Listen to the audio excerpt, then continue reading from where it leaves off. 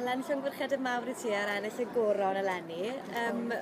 Stori dylwythen teg yw I. Wyt ti lle glir at ychydig bach o beth yw plot y stori? Wel, beth sy'n digwydd ydy, mae Loti y dylwythen deg ifanc, mae hi'n cael ei diwrnod hedfan, sef y cyfle iddi gael ei rhyddid, lle maen nhw'n cael mynd fel dylwythen ifanc o ynys Awen Asa, sef eu cartref nhw.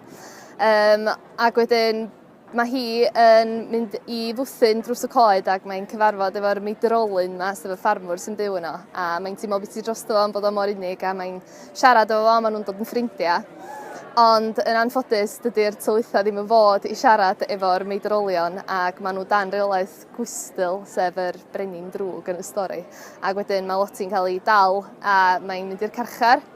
A maen nhw'n cerdded tuag at yr ffynon yma lle mae Loti mwy na lai yn mynd I gael ei dienyddio, ond mae elfenna'r cwm yn sylweddoli mae Loti wedi gwir brenhines ynys Awen Asa, nid gwystyl, ac wedyn o hynny maen nhw'n cael ei rhyddhau o deir yn gwystyl mewn ffordd.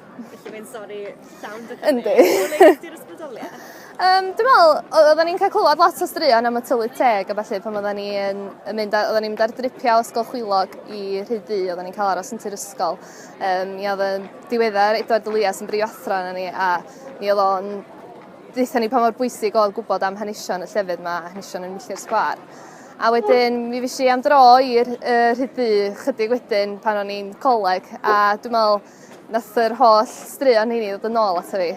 A dwi'n meddwl rhywbeth felly ar ryw gyfuniad o straeon Disney yw rhywbeth felly. Dwi'n meddwl na dyna oedd yr ysbrydoliaeth. Ti'n meddwl bod hi'n bach yn eitha tebyg I felly rai o straeon Mabinogi hefyd?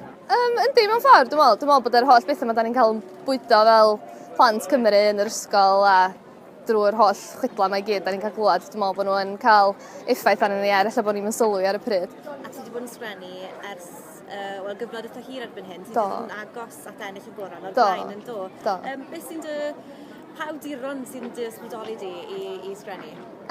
Dwi'n mwynhau darllen yn Gymraeg. Dwi'n meddwl, fi yna gyfnod lle o'n i'n mwynhau darllen Saesneg fwy, ond yn ddiweddar mae yna doreth o nofela Cymraeg mor dda. Awdurion fel Cari Lewis, Manon Steffan, Bethan Gwanas, dwi'n meddwl yn enwi'r merchaid o fan. Ond hefyd pethau fatha Mihangel Morgan, Llwyd Owen, ella'r pethau fwy edgy Cymraeg. Dwi wrth y modd yn darllen nhw gyd, a maen nhw gyd yn cynnig rhyw fath o ysbrydoliaeth, dwi'n meddwl.